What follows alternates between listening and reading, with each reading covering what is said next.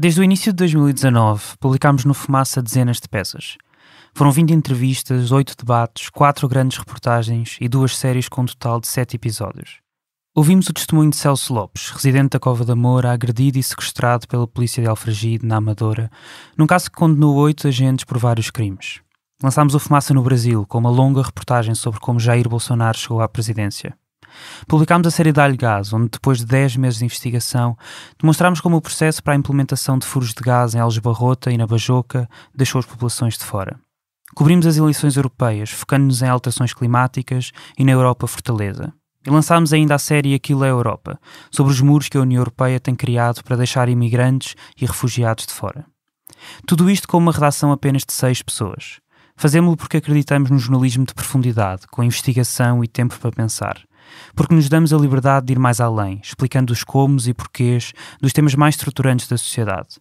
Porque importa ouvir quem não costuma ser ouvido e contar as histórias que não costumam ser contadas. Agora, pedimos a tua ajuda para continuar. O dinheiro que o Fumaça ganhou através de bolsas de jornalismo independente vai terminar em maio de 2020. É por isso que peço o teu apoio. Mesmo que sejam 3 euros por mês, vai a fumaca.pt/contribuir e junta-te à nossa comunidade.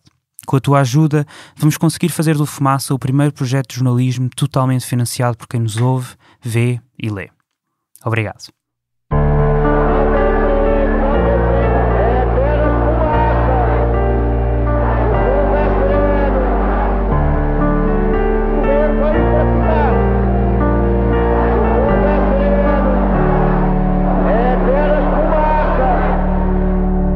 Seja toda a gente bem-vinda ao É Apenas Fumaça, um programa Fumaça onde se fala sobre a sociedade com quem quer falar sobre ela.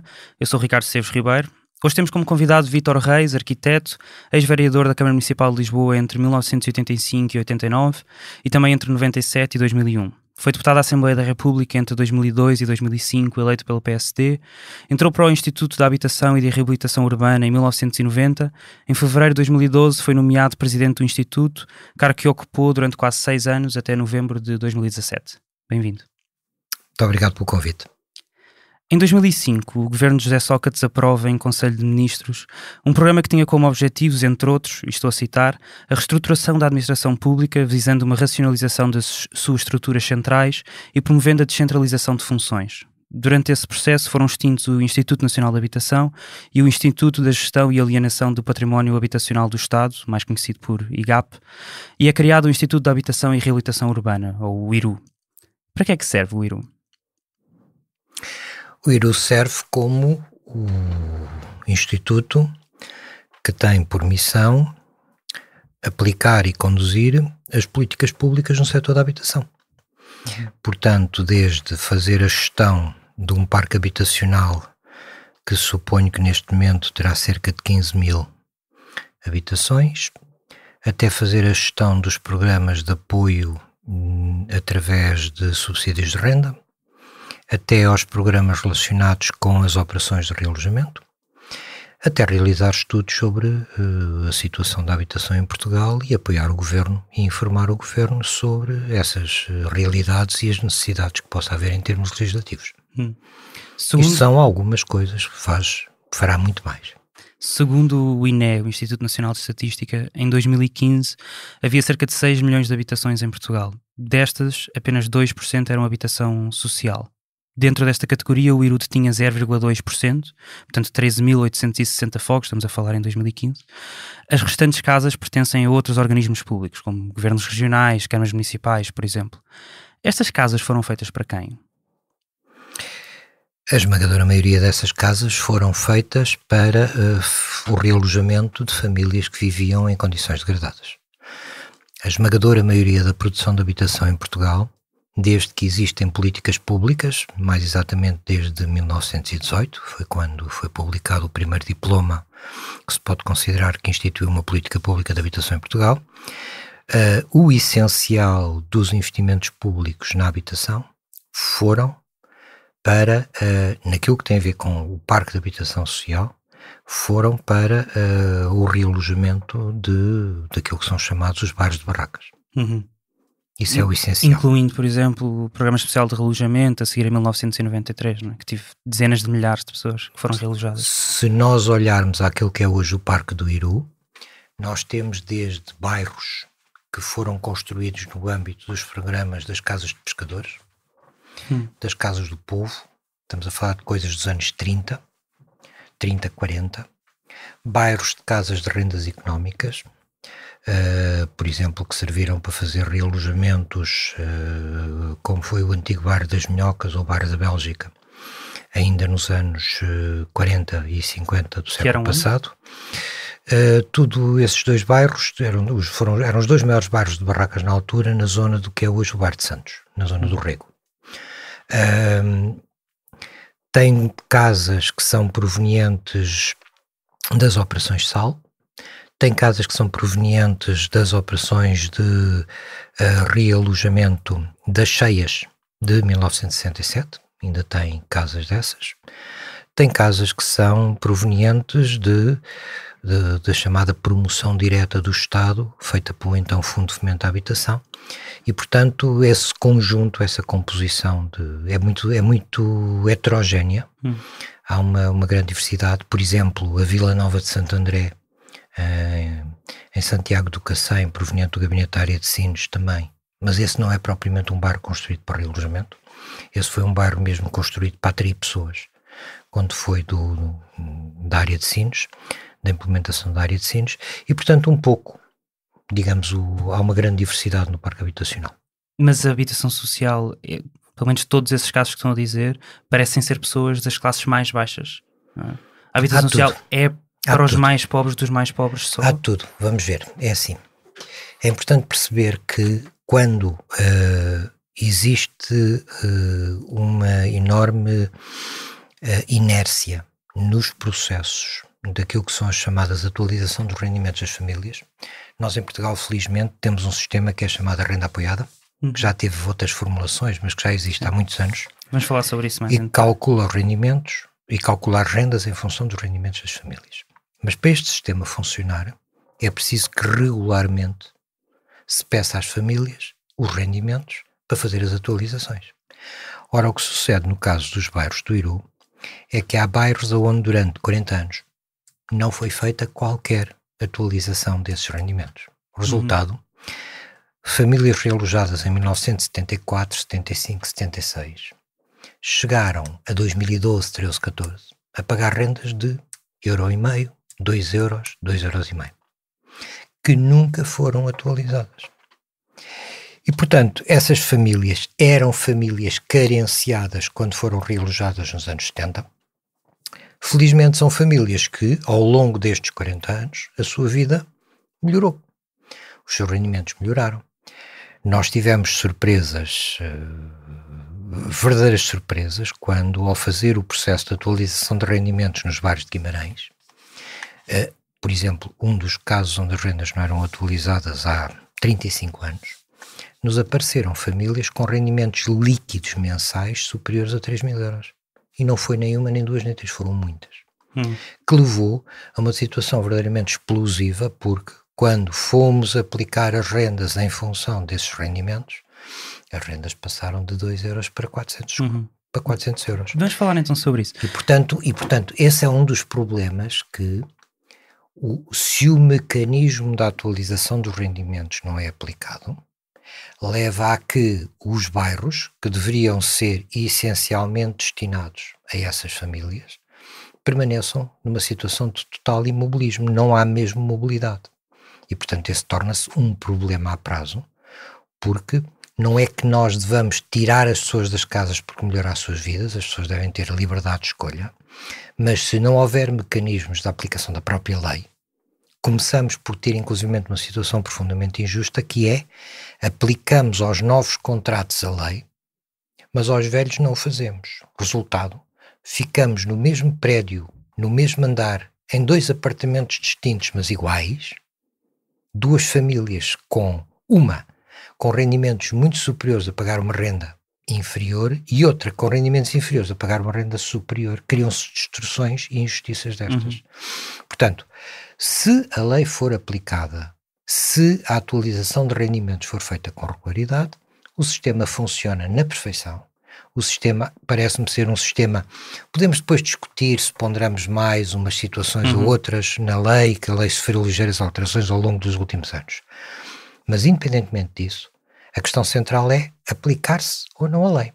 Se a lei não é aplicada, surgem imediatamente situações de injustiças, porque qualquer novo contrato não tem outra forma de ser aplicado senão com a lei. Vamos falar então exatamente enquanto que os outros ficam numa situação de, digamos, imobilizada. Em 2009 foi então iniciada essa atualização do valor das rendas de que o Vítor está a falar, de quem habitava casas do Iru por todo o país, aplicando pela primeira vez e de forma continuada uma lei que já existia desde 93, No caso do Iru. Sim, no caso do Iru. No caso do Iru. Até essa altura, a maior parte dos inquilinos do Instituto, como o Vítor estava até a explicar, pagavam a mesma renda há 20 anos, 30 anos, por vezes até mais. O Vítor foi nomeado presidente em 2012, portanto, pouco depois, 3 anos depois do início deste projeto, digamos assim, pelo então primeiro-ministro Pedro Passos Coelho. Quando entrou, o valor arrecadado com rendas no ano anterior, em 2011, tinha sido cerca de 3,8 milhões de euros. Quando abandonou o cargo, em 2017, era de 10,6 milhões de euros, quase 3 vezes mais.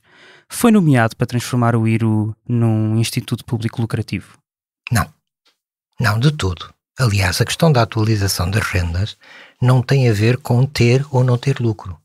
Tem a ver com aplicar a lei para que as pessoas sejam todas tratadas em pé de igualdade. No relatório de atividades e contas de 2013, está escrito até na realidade que uma das ações que foram feitas para melhorar um problema de tesouraria que era mau, até está escrito que daí a 6 meses não haveria dinheiro para pagar salários, e estimava-se que o déficit de tesouraria ascenderia a 7 milhões de euros no final do ano, e uma das ações foi empreender a atualização extraordinária das rendas do parque habitacional, tem vindo a ser sistematicamente contestado judicialmente, e que isso seria um problema de tesouraria. Está escrito isso no relatório de contas. Não, mas está a interpretar de forma distorcida o que lá está escrito. Eu vou explicar. O IRU, enquanto senhorio dos bairros de habitação social, tem obrigações de realização de obras e de conservação das casas. Para tal precisa de dinheiro. E o que é que aconteceu? Como não havia dinheiro, foi-se pedir dinheiro emprestado ao Banco Europeu de Investimentos. Ora, quando se vai pedir um empréstimo, tem que se amortizar o empréstimo. E, portanto, isto criou um serviço de dívida que obrigava o Instituto a cada semestre, fazer o pagamento da correspondente prestação. A dada altura, precisamente devido à situação financeira do Instituto, que isso sim está retratado e bem nesse relatório de 2012, quando eu iniciei funções, não haveria dinheiro para pagar salários daí a 6 meses. Mas não foi a atualização de rendas que me ajudou a resolver o problema. Foram muitas coisas, corte de despesa. Mas incluindo a atualização de rendas? Não, porque a atualização de rendas só teve verdadeiramente efeitos 3 anos depois, 4 anos depois. Portanto, nunca teria sido a atualização de rendas a solução do problema financeiro do Instituto. Mas a atualização de rendas era a questão central para dar sustentabilidade à manutenção e conservação do parque habitacional do Instituto, que é deficitário. Eu chamo a atenção, o Instituto tem 2 grandes componentes de atividade. Tem uma que é a gestão do seu parque habitacional, mas tem outra que é a de financiamento, conceder empréstimos. E o que aconteceu em 2012 foi que havia 123 milhões de euros de empréstimos concedidos às mais diversas entidades, cooperativas, empresas privadas, em que eles estavam em dificuldade, não conseguiam vender as casas e não reembolsavam o Instituto dos empréstimos concedidos. Aliás, a ruptura de tesouraria que o Instituto estava a ter nessa altura resultava da área de financiamento e não da área de gestão do património de habitação social. Portanto, é bom perceber que nem a atualização de rendas foi feita para pôr o Instituto a dar lucro, nem sequer o objetivo era pôr o Instituto a dar lucro, mas era que nem tão pouco foi a solução. Mas era que fosse autossustentável? Era um objetivo? É um objetivo de qualquer política pública conseguir sustentabilidade financeira para poder ser perseguida. Agora, mas não é para isso que servem os impostos, por exemplo, para pagar as políticas públicas? Com certeza, mas a política de gestão do Parque de Habitação Social do IRU é deficitária. Eu quero chamar a sua atenção que mesmo com as rendas atualizadas, os custos não estão a ser totalmente cobertos pelas receitas de rendas. Há um déficit, há um gap. Sim, mas a minha pergunta é se isso não deve ser então coberto pelos impostos, pelo orçamento do Estado, por exemplo? É coberto pelo conjunto de receitas, sejam elas provenientes de dotações do orçamento do Estado, sejam elas provenientes da própria atividade do Instituto. Agora, a gestão de um parque de habitação social, quando há um sistema de renda, como é a renda apoiada, das duas uma. Ou as famílias que vivem nessas casas são famílias com bons rendimentos e, portanto, podemos ter rendas altas, ou, que não é o caso, sendo famílias com baixos rendimentos, as rendas são baixas, logo a gestão torna-se deficitária. Ora, se reparar, uma das coisas que aconteceu nos 6 anos em que eu estive à frente do IRU foi que houve cerca de 1.500 casas desse parque de habitação social que estavam ao abandono, que foram atribuídas a novas famílias. 80% dessas novas famílias que entraram para essas casas pagavam rendas inferiores a 20 euros. Portanto, não havia sequer qualquer perspectiva desse tipo de lucro, porque nem sequer isso era nem razoável nem possível. Nem sequer era um objetivo. Mas a minha pergunta novamente é, faz sentido que um parque habitacional de um instituto público de habitação seja, ou que se tente que ele seja gerido de maneira autossustentável, em que as rendas pagam, por exemplo, a manutenção do seu parque? Ou o que faz sentido é que os impostos que são pagos por outras pessoas, ou por todas as pessoas deste país, sejam utilizados para que essa manutenção possa ser feita? Não confundamos é uma pergunta coisas. Ideológica, na realidade. Isso faz sentido ou não? Faz sentido em qualquer política, seja ela de saúde, de segurança social, de habitação, seja ela até de outra área qualquer de educação, que se procure que na gestão dos recursos que estão disponíveis, em primeiro lugar, as receitas da própria atividade tentem cobrir as despesas e depois, então, os impostos e o orçamento de Estado cobrirão o remanescente. Agora, na habitação estão, mas é evidente que estão. E aliás, ainda por cima, nestes últimos anos, a situação até se agravou do ponto de vista de déficit, conforme sabemos, à conta das cativações. Que aliás, no Instituto nós sentimos-las. Uma das coisas que eu senti a partir do momento que houve a mudança de governo em 2015, em final de 2015, foi um claro aumento da pressão do Ministério das Finanças do ponto de vista de cativações. Agora, que lhe disse não pode utilizar este orçamento? Por exemplo, quando eu saí do Instituto eu tinha 18 milhões de euros parados, ok? Que eles não deixavam gastar. Que eram parte do orçamento inicialmente? Que eram parte da receita da atividade do Instituto e que devia ter sido destinado às obras de reabilitação dos bairros sociais, e que eu sei que um mês depois de eu me ter vindo embora, o Ministério das Finanças levou o dinheiro todo. Portanto, não ficou um cêntimo desse dinheiro no IRU. O que significa que é um processo, repare, de descapitalização do Instituto, criando obviamente problemas à manutenção e à conservação dos próprios bairros. Daí, muitas das obras que estavam previstas realizar e que havia um plano para a realização de obras, porque havia de facto um parque habitacional muito degradado, não estão a acontecer. Agora, deixe-me voltar só atrás à questão dos bairros de habitação social. Pode ser do IRU, pode ser de uma Câmara Municipal, pode ser de uma Misericórdia, pode ser de uma qualquer instituição sem fins lucrativos. A partir do momento que a nossa lei nacional impõe que se aplique a renda apoiada, nós estamos que é calculada tendo em conta o rendimento, tendo em o número conta de os dependentes, rendimentos, etc. Nós temos uma variável absolutamente incontrolável, que é nós não sabemos se o rendimento de uma família hoje é X, amanhã é Y, se vem uma crise económica, aumenta o desemprego e os rendimentos descem e as rendas descem. Portanto, os parques de habitação social de qualquer instituição pública está sujeito a este imponderável. E, portanto, na maior parte dos casos, não é financeiramente sustentável. Tem que haver sempre uma cobertura por parte dos orçamentos dos municípios, do orçamento de Estado, do que for. Em 2012, quando o Vítor passou a presidente do IRU, a média das rendas de habitação social era de mais ou menos 30 euros, segundo um relatório do IRU. Do IRU, sim. Em fevereiro de 2016, a média tinha passado para mais de 70 euros, portanto mais do dobro. Promover este esta atualização durante a maior crise económica e financeira das últimas décadas, com uma intervenção externa, por exemplo, da Troika, não significou aumentar ainda mais as carências habitacionais destas pessoas? Fará sentido a sua pergunta se a essas pessoas não estivesse a ser aplicada uma renda de acordo com o rendimento. Mas que muita gente dizia que não era justa, não é? Por exemplo, o Provedor de Justiça em 2008 tinha dito que não era justo o cálculo das rendas. A Assembleia da República por 4 vezes em 2011, com projetos de lei do Bloco de Esquerda, PS, PSD e CDS. Deixa-me só terminar para as pessoas também saberem. O Bloco de Esquerda, PS, PSD e CDS aprovaram projetos de resolução dizendo que o cálculo não era justo. Não teria sido feito sentido, sendo que isto era reconhecido, que a lei não deveria ser alterada, esperar que essa lei fosse alterada antes de começar a atualização das rendas? Está-se a esquecer de um pormenor.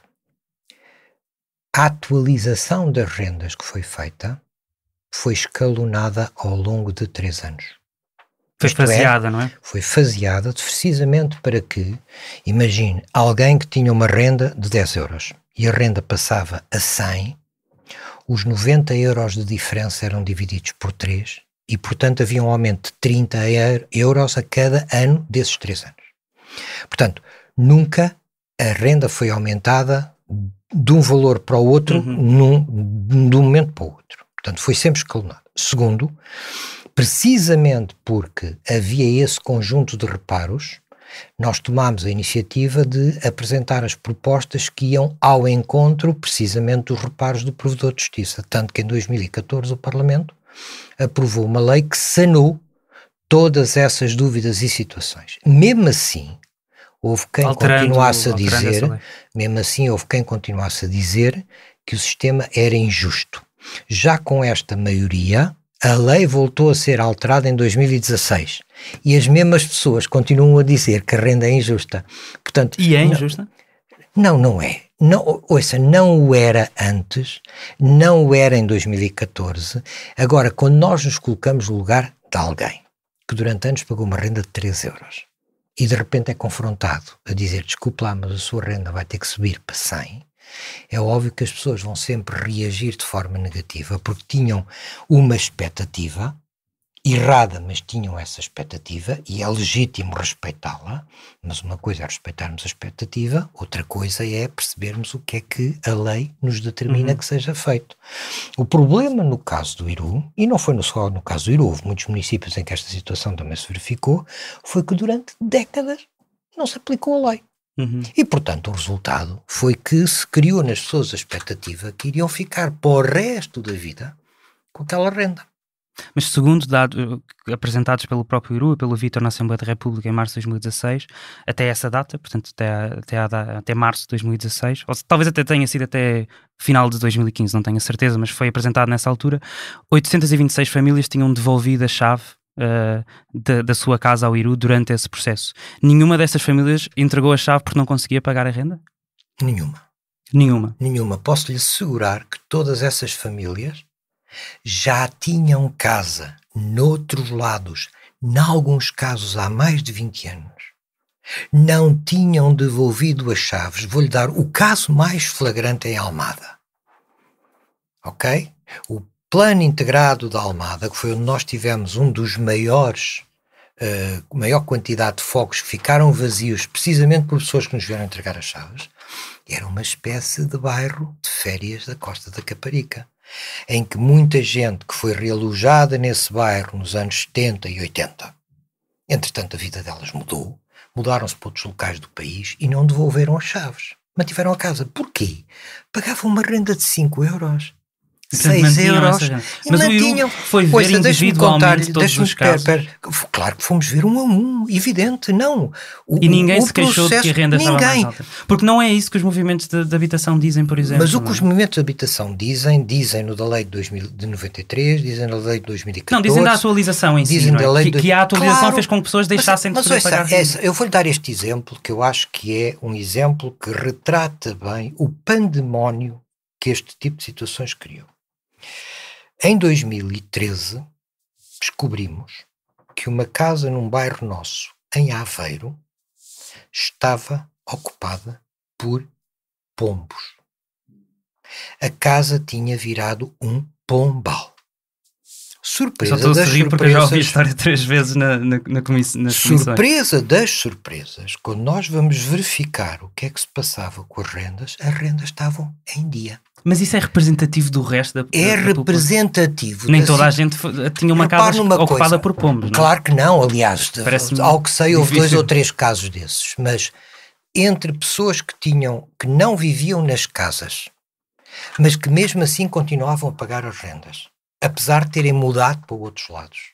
Até pessoas que, em resultado da própria atualização de rendas, optaram para ir viver pelas casas que era delas, porque muitas destas pessoas, entretanto, também construíram a sua casa, fizeram a sua casa.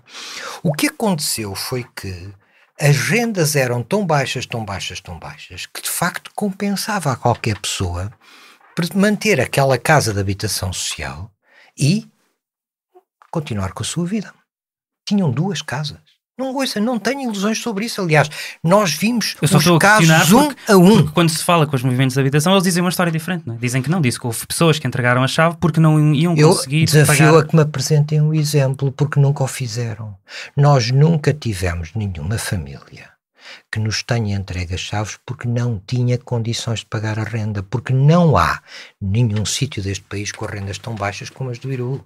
Não vale a pena mistificar isto. A questão aqui não é essa. A questão aqui é que, em resultado do quase abandono de gestão, que durante décadas, primeiro o Fundo de Fomento, depois o IGAP, depois o IRU, tiveram relativamente a este parque, quando nós decidimos passar as casas a pente fino, uma a uma, fazendo como? Solicitando ao agregado familiar que nos apresentasse os rendimentos e fazendo processos de fiscalização e verificação. Foi aí que veio ao de cima uma realidade que nós próprios desconhecíamos.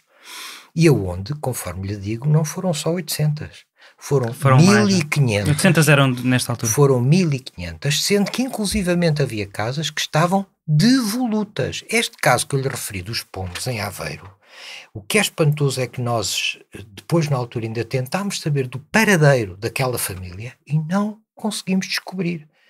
E temos a consciência, na altura ficámos com a percepção de que há pelo menos 4 anos que a família não vivia na casa, em resultado das queixas dos vizinhos. Repare bem, os vizinhos queixavam-se, o Iru não fazia nada, não havia fiscalização, ninguém meteu o pé à porta, ninguém foi lá dentro ver o que se estava a passar, até àquele dia em que eu dei ordem, metam a porta dentro. E é quando há um espetáculo absolutamente medonho, porque para as pessoas terem ideia, eu sei que esta imagem é uma imagem um bocadinho forte, mas imagino que é um bidé, um lavatório, um lava-louças cheios de fezes de pombos até cima. Em que pelo chão, por todo lado, pelos sofás, pelas mesas, o que é espantoso naquela casa é que dá a ideia que as pessoas saíram de um momento para o outro de urgência, porque a casa está com as colchas, com a toalha na mesa, com os naprons em cima dos móveis, a casa não foi desmontada. Portanto, é uma casa que está em uso, que de um dia para o outro foi fechada. Alguém partiu um vidro e os pombos aproveitaram-se disso. Repare, é gravíssimo, não só do ponto de vista da gestão do próprio Instituto, ter coisas destas, como, em termos sociais, é inaceitável que as próprias pessoas não tenham o cuidado de ter vindo a entregar as chaves quando se foram embora. Muita gente imigrou, por exemplo, não entregaram as chaves, deviam tê-lo feito. E, portanto, o resultado foi, as casas estavam ao abandono. E, portanto, aquilo que nós fizemos não foi mais do que deitar mão a coisas que nem sequer tinham uso. Daí, quando eu lhe falo em 1.500 casas, parece muito, mas se olhar para aquilo que são 30 anos de uma situação em que houve um total descontrole, é o que está à vista. Durante este processo, foram também atualizadas as rendas de famílias que estavam a viver em casas classificadas pelo IRU como estando em mau estado?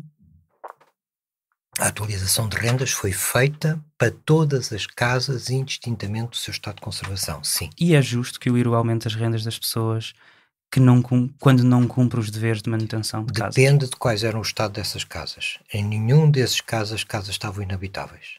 Posso lhe dizer que há muitos casos complicados de infiltrações por aí fora, mas foi precisamente graças a isso que nos permitiu depois acudir, atacar e resolver esses problemas. Mas acha que é justo que as rendas tenham sido aumentadas antes da manutenção ter sido feita? É uma pescadinha de rabo da boca. Acredito, mas estou a perguntar se acha que é justo. A pergunta é, se não faz uma coisa, não faz a outra, e não sai disto.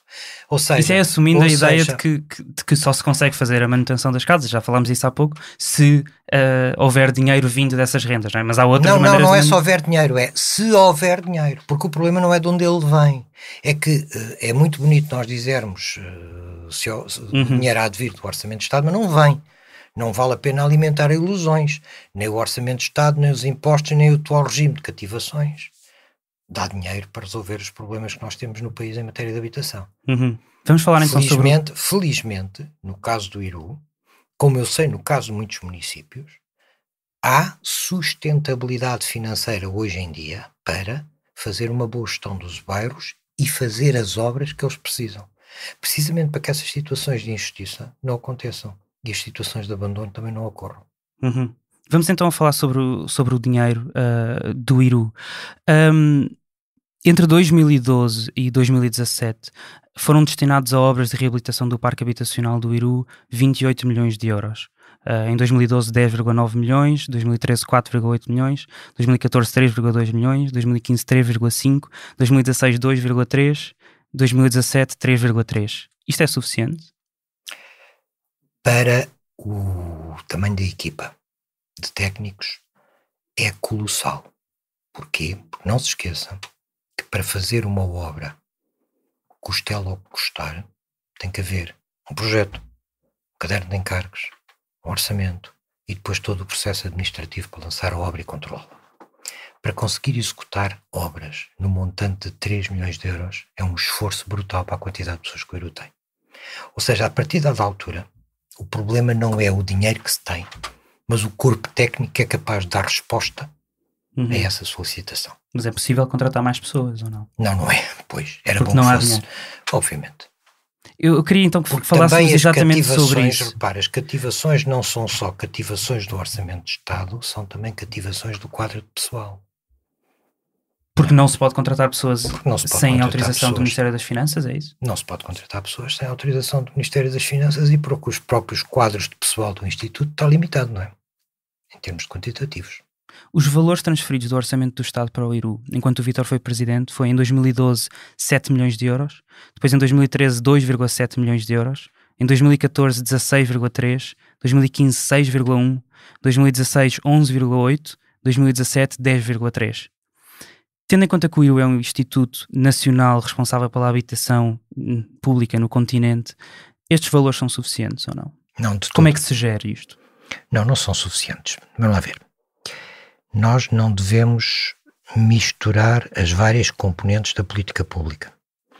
Há componentes da política pública que são exclusivamente sustentadas pelo Orçamento de Estado. As chamadas operações a fundo perdido para as operações de realojamento. Essas verbas que aí têm das transferências têm a ver uma boa parte também com a chamada Porta 65 Jovem. Okay? Pode explicar o que é esse programa? É o programa de subsídio de rendas para os jovens, hoje com menos de 35 anos, à data com menos de 30 anos. Portanto, toda a componente da política pública, okay, essas transferências não se destinavam a sustentar o Instituto no seu funcionamento. Portanto, é bom perceber, uma coisa é o funcionamento do Instituto, o seu quadro de pessoal, a sua estrutura, os seus custos, como é que isto é pago.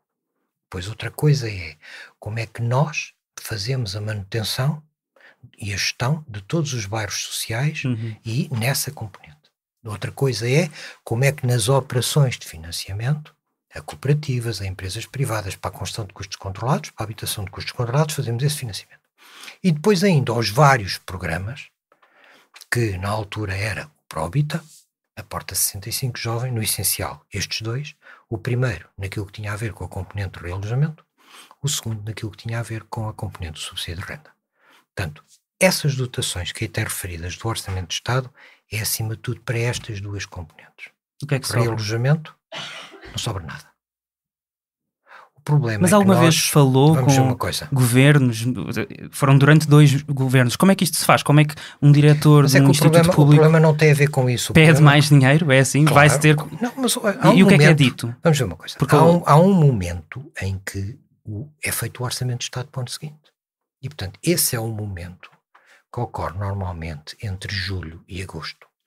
Esse é o momento chave daquilo que é, digamos, a alocação de verbas que depois o Governo irá fazer nos meses seguintes até ter o Orçamento de Estado aprovado no Parlamento. Há um caso que eu acho que vale a pena, digamos, falar dele, que é aquele famoso anúncio feito pela Helena Roseta em 2017 de que ia haver um aumento para 18 milhões de euros no Porta 65 Jovem. E no ano seguinte, qual não foi a surpresa, repetiram o anúncio. E quando eu fui ver o valor era o mesmo. Portanto, em 2 anos seguidos, a verba da Porta 65 Jovem foi aumentada para 18 milhões. O que não é normal, convenhamos, quase que, em jeito de brincadeira, quase dava para dizer aumentámos de 18 para 17 milhões, não é? Quer dizer, já agora a ironia dava nisto. O que acontece é que na dificuldade orçamental em que o país vive há muitos anos, eu quero chamar a sua atenção que no caso da habitação, o estrangulamento começa em 2008. Em 2008 o valor era 28,4 milhões de euros. O retrocesso, digamos, o retrocesso nas políticas públicas para, relativamente às dotações para a habitação, começa em 2008, 2009, 2010 e em 2012 o valor que aí tem é para pagar dívidas. Não é para fazer coisas novas. Eu chamo a atenção que depois o problema, e eu costumo dizer isto de forma um pouco dramática, eu confrontei-me com aquilo que se chama o ground zero em termos de políticas públicas de habitação quando cheguei ao Iru. Porque verdadeiramente estava tudo a zeros. E pior, não só estava a zeros, como havia dívidas colossais para pagar. E, portanto, já nem o Orçamento de Estado tinha capacidade para suportar isso, quanto mais aumentar as dotações. E se reparar, hoje, 2019, estamos na mesma. 2018, estávamos na mesma. 2017, 2016, apesar do fim da austeridade. Se nós formos ver, nestes 4 anos, o Governo alocou menos dinheiro à habitação do que nos 4 anos da Troika, do Governo de Passos Coelho. É mesmo? Não fiz estas contas exatamente. Posso lhe garantir mas que é mesmo. Mas 2012, 7, depois 2,7% em 2013. Por uma razão. 2,7% foi o pior ano. Por uma razão. Claro, mas 2013 toda a gente sabe que ano foi do ponto de vista de todo o país. Não, o que eu estou a questionar foi... O que eu estou a querer dizer, o que eu estou a dizer, sim, é verdade por uma razão. É que nessa altura nós ainda estávamos a falar em tapar o buraco das dívidas que foram deixadas. Se for ver aquilo que são as transferências do Orçamento de Estado para o Iru nestes últimos 4 anos, a situação ainda é pior. Piorou. Porque, de facto, as cativações são mesmo um mecanismo violentíssimo que funciona. Desde 2012 até 2017, quase todo o valor investido em obras de reabilitação veio predominantemente do empréstimo concedido pelo Banco Europeu de Investimento, o BEI.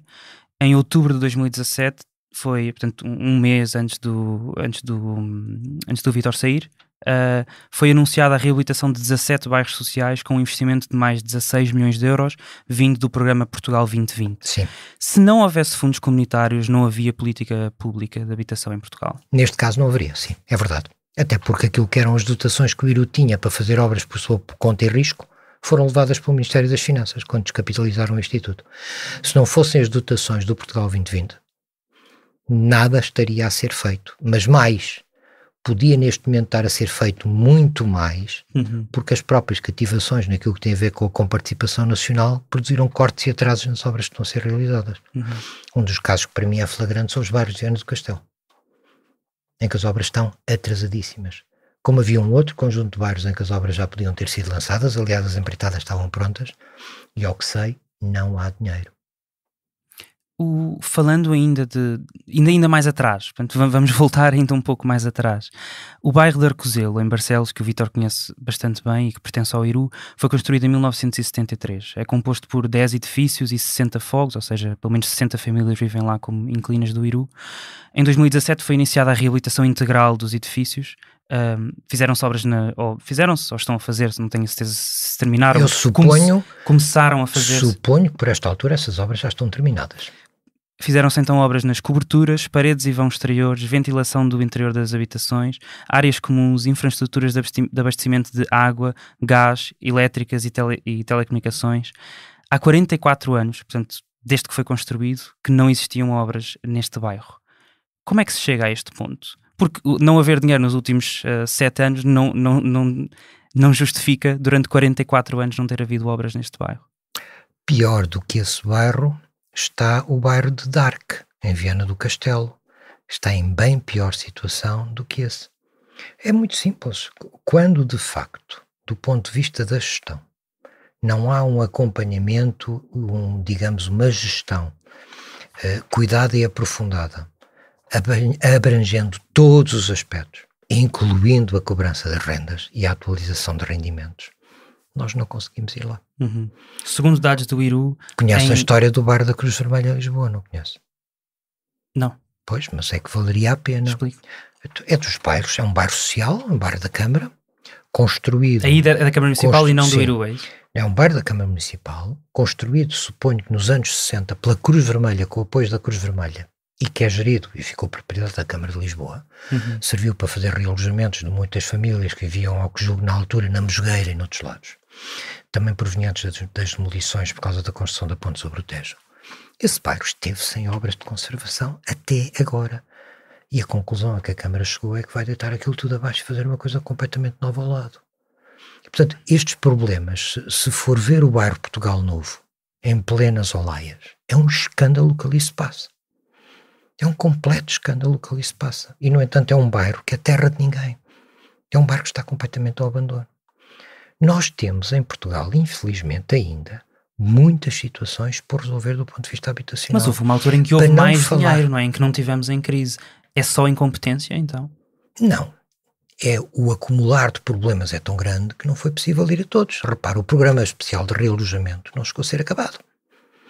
Bem sei. Há uma série de municípios que não concluíram as operações de realojamento. Como é que é possível ter-se chegado a uma situação como a que existia em Val de Xixeres, no Seixal? O bairro da Jamaica. O bairro da Jamaica. Como é que é possível? Como é que é possível termos um segundo torrão da Trafaria ali em Almada? Como é que é possível ainda hoje termos situações como a Quinta da Torre ou ainda Santa Filomena e outros bairros que há por aí? Uhum. Santa Marta de Corroios, por exemplo. São coisas absolutamente inaceitáveis. O problema é que nós tivemos aqui um grande impulso a partir de 85, 86, 87, com as operações de realojamento, que teve um grande incremento a partir de 93 com o PER. Portanto, primeiro era os chamados programas de médio prazo, depois o PER. Mas isto, a partir de certa determinada altura, perdeu impulso. E, portanto, as coisas, pura e simplesmente, retrocederam. Uhum. E é pena porque, neste momento, por exemplo, que era absolutamente essencial, repare, a ideia de quem teve a ideia e propôs ao governo que fosse feito o levantamento que levou àquela identificação daquelas 25 mil famílias a viver em condições precárias, fui 26 mil, quase 26 mil. Fui eu que tive essa ideia, fui eu que apresentei essa ideia ao governo na altura. E depois acabou por surgir por via até de uma resolução do Parlamento. Agora, a questão é que nós temos que dispor de verbas para atacar estes problemas. E, infelizmente, o nosso Orçamento de Estado não tem dinheiro para isso. E quando olhamos para o estado em que está o Serviço Nacional de Saúde, onde as carências são brutais e agravaram-se substancialmente, quando vemos, por exemplo, o que se passa com a CP, o que se passa, por exemplo, agora com os espaços sociais, depois dos grandes anúncios de espaços, afinal descobre-se que não se está a pagar e lá vão os descontos, não é? Quando nós vemos coisas destas, é óbvio que a habitação fica para trás. Porque há aqui outras situações que acabam por, do ponto de vista das prioridades, serem colocadas à frente. E essa é, de facto, uma pena, porque nós não conseguiremos resolver os problemas de habitação em Portugal com anúncios, com grandes proclamações, com novas gerações políticas de habitação, com leis de bases, com grandes discursos sobre isso, porque quando não há dinheiro, não há política pública na habitação. Ainda em 2015, o Vítor disse numa audição junto da Comissão que tratava do assunto da habitação na Assembleia da República que, estou a citar, até ao final de 2017 contamos ter concluído o processo de recuperação destes fogos em mau estado. Estava a falar dos 1854 fogos que na altura se encontravam em mau estado em edifícios que eram 100% detidos pelo IRU. Estava a ser demasiado ambicioso. Fui ingênuo quando não previa que viriam as famosas cativações. Mas as cativações são a resposta para tudo isto? As cativações são a explicação para, havendo dinheiro, havendo 18 milhões no cofre, não se poder tocar no dinheiro. As cativações são a explicação para o que sucedeu. Quantos organismos públicos há por esse país fora que, em resultado das suas receitas, da sua atividade, têm neste momento quantias significativas no banco, paradas e imobilizadas em que eles não podem tocar? Precisamente por causa do déficit. À conta das cativações. Lê-se na Carta Aberta, mudando de assunto, em defesa da dignidade humana e do direito à habitação, que foi publicada em março de 2017. Nós, moradores de alguns bairros autoconstruídos e de realojamento da área metropolitana de Lisboa, decidimos dirigir-vos esta Carta Aberta na tentativa de denunciar e garantir que estas e outras situações semelhantes deixam de acontecer. Somos famílias inteiras confinadas discriminadas diariamente, dentro e fora das nossas casas, e sem quaisquer condições dignas de vida, incluindo água, luz ou saneamento. Além de tudo, não somos tidos em consideração para nenhuma das resoluções fundamentais que tocam as nossas vidas e existência. Em suma, não somos tratados como humanos. Para nós, o direito a uma habitação condigna parece não passar de um sonho. Esta carta foi assinada pela Assembleia de Moradores dos bairros 6 de Maio, na Amadora, bairro da Torre, em Loures, o bairro de Jamaica, do Seixal, que já falámos aqui, e Quinta da Fonte, em Loures. Alguma vez visitou estes bairros ou reuniu com estes moradores? Conheço esses bairros como a palma da minha mão.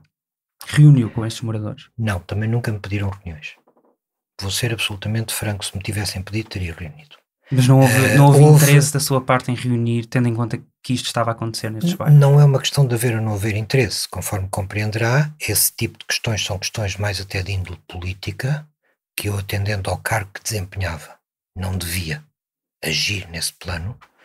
Portanto, eu conheço esses bairros como a palma das minhas mãos. Deixa-me só dizer uma coisa. Aliás, deixa-me dizer, o segundo torrão da Trafaria, Santa Marta de Correios. Já o deixo falar sobre isto. Não há situações destas, das mais relevantes em Portugal, que eu não tivesse o cuidado de as ter visitado.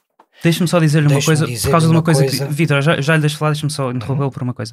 Na audição com moradores e associações pelo direito à habitação junto da Comissão de Habitação da Assembleia da República, que foi em fevereiro de 2016, portanto um pouco tempo depois do Vítor também ter ido a uma audição com a mesma comissão, Rita Silva, que faz parte do coletivo Habita, disse: o IRU nos últimos 4 anos nunca quis receber nenhuma associação. Foram inúmeros os pedidos que fizemos para ser recebidos. Houve da parte do IRU uma ausência total de comunicação com as associações, com os moradores, com que devia conversar. Está a mentir a Rita Silva? A Rita Silva não é uma associação. Vamos falar claro. Está numa não sejamos eu não sou ingênuo. Sei bem quem é a Rita Silva. Achei que lamento, aliás, que ela não tenha querido assumir o seu lugar de vereadora na Câmara de Lisboa, que era o que devia ter feito. Uhum. No caso já agora, se se candidatou, Clóvis, claro, se candidatou, devia ter assumido esse papel. Eu respeito e compreendo as várias opções ideológicas e os posicionamentos das pessoas. Uma coisa é reunir com associações de moradores por assuntos que têm a ver com o papel que o próprio IRU tem e trata. Uhum. Nunca me furtei reuniões dessas. Nem eu, nem os serviços, e mesmo em situações em que eu não pudesse, ou colegas meus, ou dirigentes do Instituto fizeram reuniões. Como nunca me furtei a visitar e a conhecer esses locais. Nunca, até porque, quero lhe dizer, essa carta que leu, de 2017, eu identifico-me totalmente com o que eles dizem. Não foi por acaso que em 1993 eu lutei como lutei para que o PER nascesse. E na altura eu tive um papel nesse aspecto enquanto dirigente que estava no então IGAP.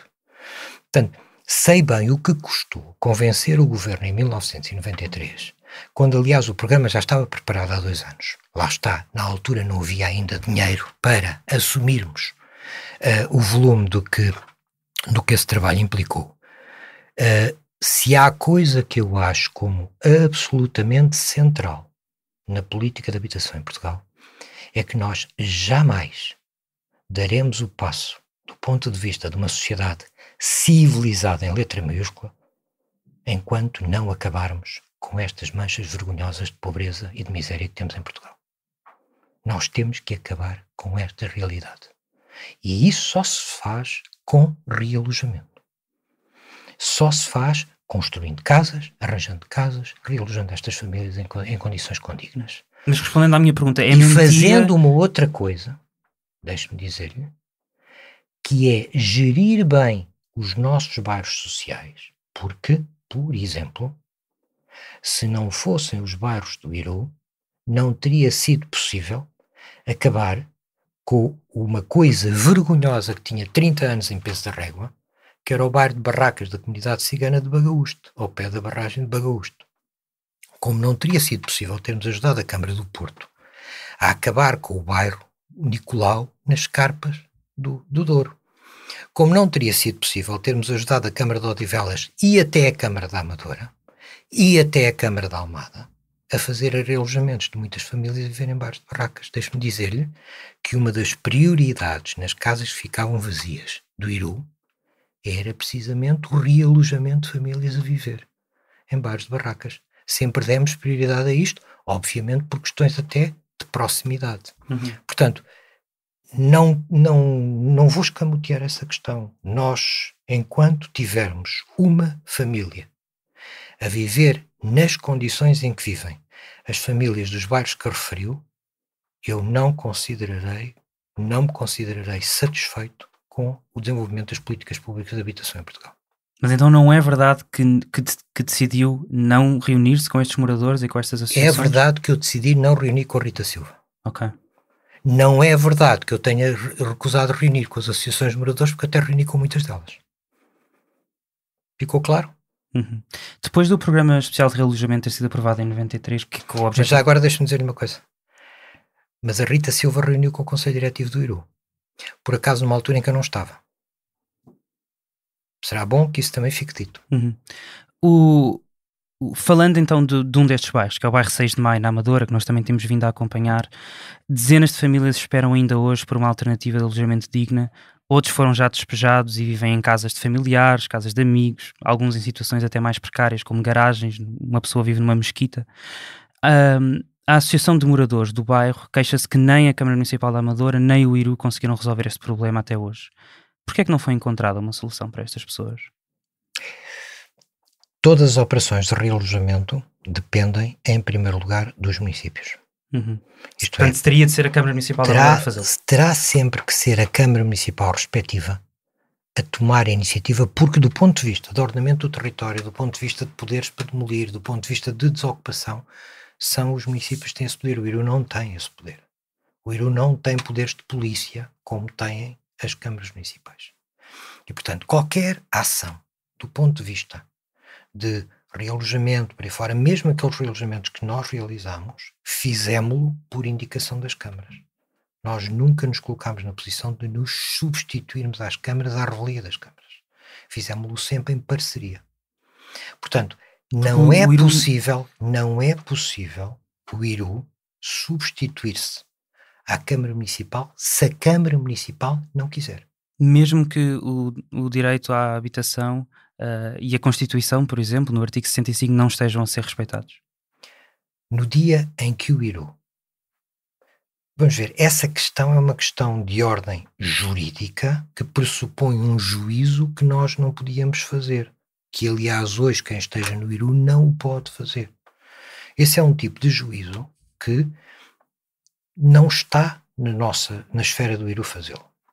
Agora, quando uma Câmara Municipal decide que relativamente a um certo determinado núcleo de barracas realoja umas famílias e não realoja outras, estabelece um critério para isso. Eu devo dizer que discuti várias vezes esse critério com várias pessoas.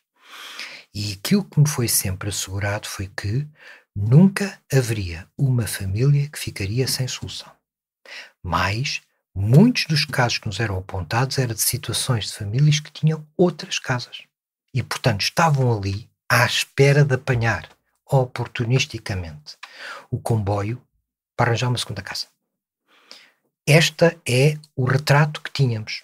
Por exemplo, chocou-me ver o caso destas duas irmãs, 10 anos, que aconteceu aqui há dias, na Amadora. Daquelas duas irmãs que foram tiradas aos pais com a situação em que os pais viviam. Ao ter percebido que os pais viviam numa barraca, no bairro de Santa Filomena, que foi demolido. Ora, eu tinha para mim que nunca uma família iria ficar numa situação desalojada e que a Câmara estaria a assegurar isso.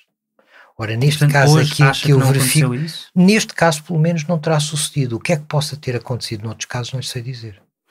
Posso lhe dizer é que houve muitos casos, por exemplo, da zona de Odivelas, na Pontinha, mesmo de bairros da Amadora, em que nós assegurámos o realojamento no plano integrado do Zamujão.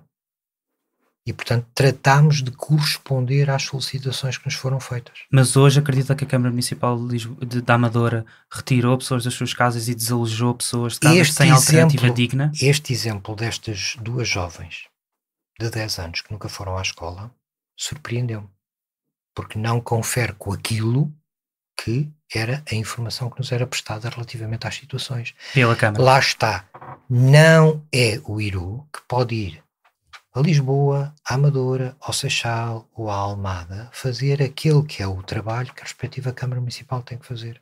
Não, o IRU não se pode substituir às câmaras municipais neste papel. No passado 7 de agosto foi promulgada a Lei de Bases da Habitação, aprovada pelo Parlamento em julho, com os votos contra do PSD e do CDS e votos a favor das restantes bancadas. Isto é uma vitória para o direito à habitação em Portugal? Se é uma vitória de pirro. Não vou estar com meias palavras. Nós vivemos 4 anos de políticas de habitação em Portugal em que é absolutamente espantoso termos um conjunto de mentes brilhantes num grupo de trabalho da habitação no Parlamento, na criação de uma nova Secretaria de Estado da Habitação, com uma coisa pomposamente chamada de nova geração de políticas de habitação, e que culmina agora nesta Lei de Bases da Habitação, para espremermos isto tudo e vermos que o resultado é zero. O resultado de todos estes 4 anos, de profusos anúncios, muitas medidas, muitas leis, centenas de alterações a artigos e números e linhas do arrendamento, o resultado é zero. Mas é contra que exista uma lei de bases da habitação? Ou é esta lei de bases da habitação que não resolve os problemas que devia resolver? Uma lei de bases tem que ter as bases da política. Não pode ter a política. Esta não é uma lei de bases da habitação. Esta é uma lei de política de habitação. Uma lei de bases da habitação, tal como a bases do ambiente, as bases do património cultural, deve ser uma lei de bases, tal como a de saúde. Deve ser uma lei de bases, permitindo a qualquer governo depois desenvolver as suas políticas. Esta lei tem um problema, deixa demasiados detalhes e demasiadas especificações para que depois possa resistir às mudanças de políticas. Repare na quase situação irónica que foi, um ano depois da Helena Roseta ter anunciado a Lei de Bases, nós termos assistido a uma ida da Secretária de Estado ao Parlamento explicar que aquela lei que estava em cima da mesa não servia à política que o Governo estava a seguir. Do primeiro texto, que depois foi eventualmente mudado. Não é? Exatamente. Foi mudado. Não há dúvida. De facto, foram fazer uma outra lei alterando aquela. E a própria Helena Roseta, numa entrevista que nos dá, explica isso. E este problema que se verificou com um governo suportado por uma maioria que produz uma lei que não agrada ao próprio governo, pior se tornará quando, mudando os governos, mudando as maiorias, a lei pura e simplesmente torna-se inútil. No passado março, no Congresso da Habitação em Cascais, o Vítor diz que a lei de bases, eu estou a citar, é a lei mais inútil que eu acho que está a ser feita em Portugal. A pergunta é só esta. Onde é que nesta lei estão os mecanismos de financiamento para arranjar dinheiro para fazer casas? Não vale a pena andarmos com grandes teorias e grandes elucubrações sobre direitos e o que quer que seja, se não temos forma de concretizar isso. Esta lei de base é uma enorme vacuidade desse ponto de vista. Não traz uma única solução para os problemas de financiamento. Uma única. Aliás, é curioso um dos artigos que está lá já para o final dizer: o governo assegurará no futuro as condições para... Pois, vamos falar então sobre as condições ou sobre os pacotes que o governo tem anunciado como sendo a resposta a isso. Em maio de 2018, o atual governo lançou um pacote de medidas que deu o nome de Nova Geração de Políticas da Habitação, coordenados pela Secretaria de Estado da Habitação, que foi criada em julho de 2017, já depois e ao governo a meio, e que é liderada pela Secretária de Estado Ana Pinho.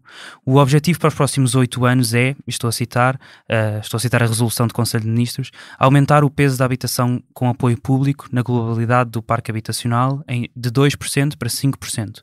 O que representa um acréscimo de cerca de 170 mil fogos, isto nos próximos 8 anos. Podemos parar já aí? Para começar a dissecar esse número? Sim. É que, para passar de 120 mil para 290 mil fogos... 390 mil. Não é? Não. 120 mais 170 dá 290. Caramba, eu não estou enganado, para não? Não, 120 mais 170 dá 290. Sim, eu é que estava enganado. Portanto, 290 mil fogos. A questão aqui é saber como é que eles qualificam e caracterizam estes 170 mil. E o que é curioso é que aquilo que o governo veio dizer é que estes 170 mil eram fogos com apoio público. Ou seja, não são fogos públicos, são fogos com apoio público. O que é que isto quer dizer? Quer dizer que uma habitação que tenha isenção de IMI tem apoio público. Uma habitação que na compra tem isenção do IMT tem apoio público. Uma habitação que é arrendada em que os arrendatários têm o subsídio de renda da Porta 65 Jovem é uma habitação com apoio público. Ora, nas estatísticas europeias, os 2% de habitações de propriedade pública, quando são apresentadas e comparadas com os outros países da Europa, estão feitos com o mesmo conceito e o mesmo critério. Que é a propriedade pública. Que é a propriedade Aliás, pública. Os dados que falámos mesmo no início dessa entrevista do INE dizem que os 120 mil os 120 mil fogos são propriedade pública. São propriedade pública. São propriedade do Acha chamado que Estado. É desonesto fazer esta... Absolutamente, é uma trafolhice. Vamos falar com todas as letras. Isto é uma trafolhice. Vir dizer que se aumenta de 120 mil para 290 mil, de 2% para 5%, o parque de habitação pública, e depois se descobre que afinal esse aumento não é propriedade pública, mas com apoio público, é preciso tomar-nos por distraídos. Obviamente eu tenho consciência que quem não é especialista neste setor e não conhece estas matérias, isto passa ao lado como um grande anúncio e uma grande medida. É uma trafolhice. E é realista ainda assim?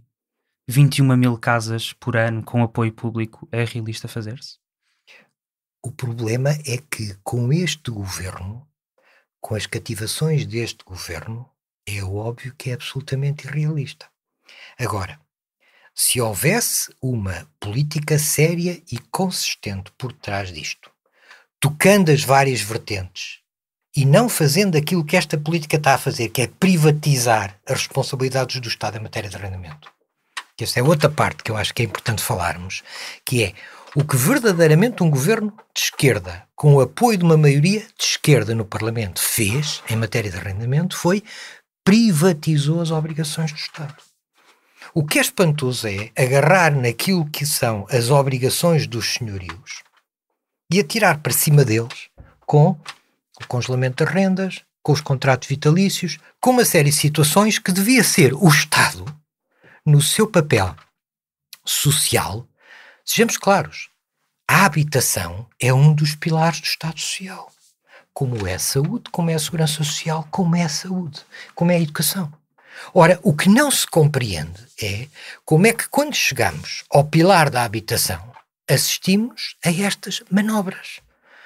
Ora, é os 170 mil fogos que não são públicos e se usa aqui uma espécie de um truque com apoio público, ou quando chegamos à matéria do arrendamento e assistimos àquela que é a completa desresponsabilização do Estado, que tinha inclusivamente uma lei aprovada para implementar um subsídio de renda. E assumidamente não o quis fazer. Meteu o subsídio de renda na gaveta. Já agora deixe-me dizer-lhe uma outra coisa, porque a nova geração de políticas de habitação é um exercício teórico e académico fantástico. É um verdadeiro conto de fadas. Ok? Se nós quiséssemos agarrar naquilo e ter a Branca de Neve e muitos anões, não são 7, porque aquilo está cheio de anões, ok? A nova geração de políticas de habitação era um excelente conto de fadas, podíamos ir buscar os irmãos Grimm ou quem fosse para escrever uma coisa daquelas. O problema é, vamos traduzir isto em casas, vamos traduzir isto em concreto. Vamos ao encontro de famílias que precisam de casa. Onde é que está o dinheiro? Onde é que está o financiamento para isto? Não está. Porque andamos desde o início a fugir desta questão. Tudo aquilo a que nós assistimos no arrendamento ao se privatizar a obrigação dos senhorios e ao meter na gaveta o subsídio de renda. Com a nova geração de políticas de habitação, com este conjunto fantástico de anúncios, dos quais, deixe-me dizer-lhe, o caso de Pedrógão Grande é a maior das vergonhas porque este país passou. Conforme sabe, é uma matéria que me é cara. Mas o caso de Pedrógão é o exemplo acabado como se privatiza, por via da caridade, aquilo que eram as obrigações da política pública do Estado. Quando o Estado devia ter-se posto em cima daquele processo e ter controlado aquele processo, foi entregá-lo a IPSS, às Cáritas e uma série de outras instituições, que obviamente depois tiveram que seguir as suas próprias condutas, e bem, não critico isso, mas no fundo o Estado demitiu-se do seu papel. Quando chegamos à nova geração de políticas de habitação e depois vamos à lei de bases, repare, como é que vai ser possível a um governo no futuro fazer uma qualquer política de habitação quando tem uma lei de bases que diz que tem que haver um documento de política nacional de habitação, que tem que haver um documento de uma estratégia nacional da habitação. Ainda nem sequer percebi a diferença entre os dois. E olha, andei a ler e não consegui perceber. Para que é que são precisos dois? Mas esses documentos não existem? Não Existe existem. um Plano Nacional de Saúde Mental, por exemplo? Existe uma Estratégia Nacional da Habitação que este governo meteu na gaveta em 2015 quando chegou. E é pena que o tenha feito. Podia tê-lo alterado. Podia ter dito, mexam aqui, mexam ali. Meteu na gaveta. Surge a nova geração. A nova geração não é nem um documento de política. É nova, a nova geração? Não, aliás, já está completamente demente, não é? Coitado. Acho que tem aqui um problema digamos, de envelhecimento precoce, não é? A nova geração é um ato de propaganda. Não vale a pena. Quer dizer, é que estas questões não se resolvem com atos de propaganda. Os anúncios são muito bonitos quando se fazem. Pois não resistem ao tempo. Não resistem à prova do tempo. Se ainda estivesse no Iru, o que é que achava que era importante fazer neste momento? Arranjar dinheiro. Arranjar dinheiro e arranjar dinheiro. E é isso que não há. Nós precisamos de produzir casas, sim. Estas famílias que vivem em barracas, que fizeram esse documento que leu, precisam de viver numa casa condigna, sim. Foi por isso que eu lutei imenso para ter o PER em 1993. Foi isso, aliás, como vereador ainda na Câmara de Lisboa, quando iniciei os processos de reabilitação da Alfama e Moraria, também lutei, porque havia muitas famílias a viver em casas antigas, são verdadeiras barracas. Não vale a pena alimentar ilusões. Uma barraca não é só uma barraca porque é uma coisa com ar precário. Há para aí muito prédio antigo e bem bonito por fora, que são verdadeiras barracas por dentro.